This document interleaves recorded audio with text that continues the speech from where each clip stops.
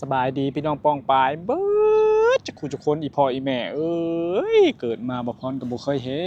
นมื้อนี้นี่วิวอยู่กรุงเทพก็งามคือกันเด้อมึงเนี่ยผู้ใดว่าป่าอยู่กรุงเทพบ่มีนี่พ่อแม่พี่น้องเบิ่งนี่บ่พรสิถ่ายเบิ่งนี่ป๊าดตัววิวงามขนาดมื้อนี้มีทุกคนมานอนเล่นนอนหยังมีสะพานเนาะมื้อนี้ต้นไม้เย็นๆนั่งเล่นอยู่พ่อแม่พี่น้องอ๋องามบัดนี้มื้อนี้นี่ อุ้ยเบิ่งเด้อนี่เด้อโซนสาธารณะกรุงเทพเด้อมื้อนี้คนมาย่างเต็มอยู่เนาะทุกคนเนาะอืงามบัดนี้มื้อนี้เห็นบ่นี่เขาสิเฮ็ดสะพานย่างไปไกลๆทุกคนเด้มื้อนี้มีสะพานแล้วเขาสิเอามีดินเป็นเนินเป็นหยังมานอนเล่นโอ้นี่เนาะเอาผ้าพอกผ้าแพร่น่ะมาปูนอนเล่นอยู่นี่ก็มีความสุขแล้วพ่อแม่พี่น้องเอ้ยสิเอาส่ำใดเจ้าบ่ต้องดิ้นรนไปไกลต่างจังหวัดเด้อบ่ต้องไปประเทศนั้นประเทศนี้ดอกอยู่ไทยก็งามอันดับหนึ่งของโลกคือกันพ่อแม่พี่น้องเบิ่งนี่เห็นบ่นี่ทีมงานนักศึกษาเพิ่นบ่นี่น่าสิแม่นเด้นี่เนาะทีมงานนักศึกษาเด้นี่เนาะเพิ่นย่างมาเต็มอยู่นี่แม่นเด้อนี่เนาะเสื้อขาวน่าจะแม่นทีมงานนักศึกษาหรือว่าเป็นอิหยังสักอย่างเนี่ยทุกคนเอ้ยมื้อนี้ฮะบ่ต้องไปไกลเด้อทุกคนเด้อนี่แหละโซนสาธารณะประเทศไทยนี่ก็น่าเที่ยวคือกันมื้อนี้มานั่งเย็นๆนี่บ่พอนั่งนี่นั่งห่มๆเย็นๆนุ่มๆนี่หญ้าเพิ่นก็ตัดให้ข้างแน่นี่โอ้ต้นผักบงบ่นี่อ้อปลูกต้นผักบงมันเพิ่นปลูกไปหมดเลยเนาะคนไทยเพิ่นเนาะโอ้นี่ผักบงแดงนี่ไปผัดกินแซ่บได้พ่อแม่พี่น้องเอ้ยนี่ปลูกผักบงนี่เพิ่นปลูกเนาะเสียดายแต่เพิ่นบ่เอากระต่ายป่ามาปล่อยใส่เอากระต่ายมาปล่อยคือสิคักงามอันนี้พ่อแม่พี่น้องเอ้ยเบิ่งนี่ต้นไม้ใบหญ้าเพิ่นก็ปลูกอยู่งามๆนี่อยู่ไทยเพิ่นโหคิดเพิ่นสร้างสรรค์ได้ทุกคนเอาดินมาเทให้มันเป็นคันคอกคันคูแล้วก็ให้หญ้ามันเกิดขึ้นเนาะเบิ่งได้นี่ขนาดทางคนย่างคนเดินอยู่ไทยนี่เพิ่นยังเทปูนเทหยังเนาะตัวนี่ทุกคนนี่ตัวพี่ลึกพี่โลมักโมบักแตงเนาะประเทศไทยเพิ่นเฮ็ดอลิอลอเนาะมื้อนี้ทุกคนเห็นบ่นี่ข้างหลังบ่พรนี่สิมีคนนั่งคนหยังมีแต่คนมาถ่ายรูปเนาะทุกคนแต่ว่าเท่าที่เห็นนี่สิเป็นคนทางเพื่อนบ้านนี่หลายกว่าประเทศไทย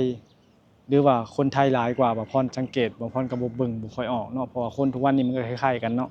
แต่ฟังเสียงจะเป็นพวกแบบพม่าก็มาเที่ยวหลายเนาะทุกคนบ่ฮู้ว่ามาเฮ็ดงานหรือมาเที่ยวเนาะแต่ย่างเป็นคู่เป็นหยังส่วนมากจะเห็นทั้งพม่าทั้งพุ่นเนาะมาเห็นมาเป็นคู่เป็นหยังเด้บ่พรเห็นเนาะนี่ป๊าดโตอยู่ไทยนี่มันทั้งน่าเที่ยวแหละพ่อแม่พี่น้องเอ้ยเห็นบ่ครับเฮ็ดดินเป็นคันคูขึ้นไปได้คนนอนนี่คนนั่งเล่นเห็นบ่นี่งามๆน่ะซุมเจ้าจะสิไปไกลไปซังเนาะซุมเจ้าน่ะมันหลงบ้านเกิดเมืองนอนนี่บ้านตัวเองแฮงงามสิไปเที่ยวไปซังประเทศนอกนี่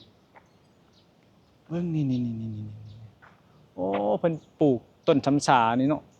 เดี๋ยวอีกประมาณ4-5 ปีเนาะต้นชำฉานี่ใหญ่แฮงสิห่มทุกคนเด้ออืมต้นชำฉานี่มันใหญ่มันใบมันห่มคักเท่าใดอืมเบิ่งแน่นี่ต้นยังใช่ใหญ่ๆนี่คือบ่เป็นใบหลายๆเนาะนี่พรจะเบิ่งอ๋อตัว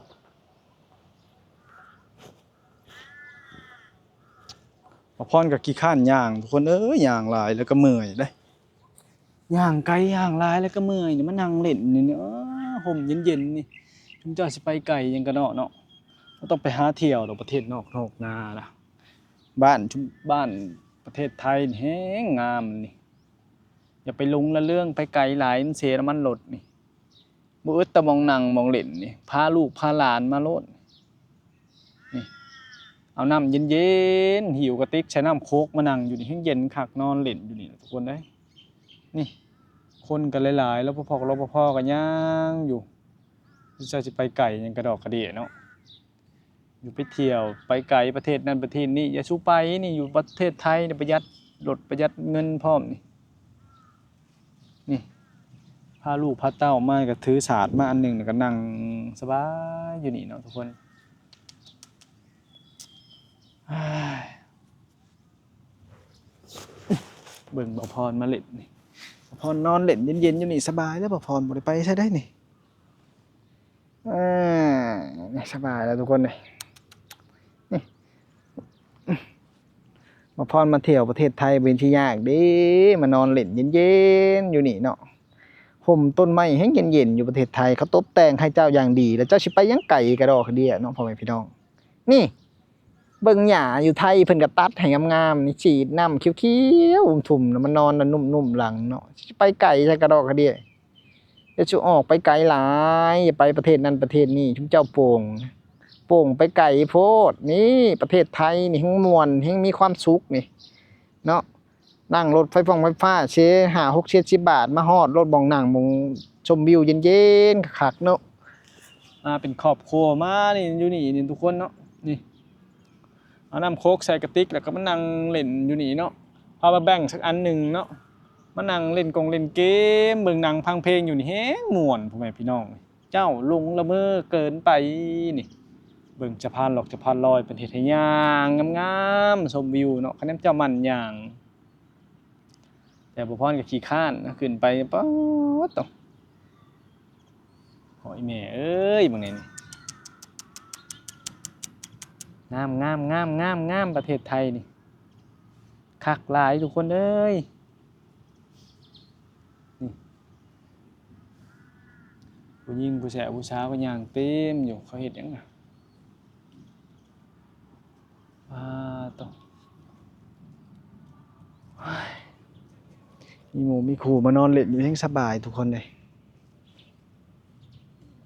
นอนหลับสักตื่นหนึ่งก่อน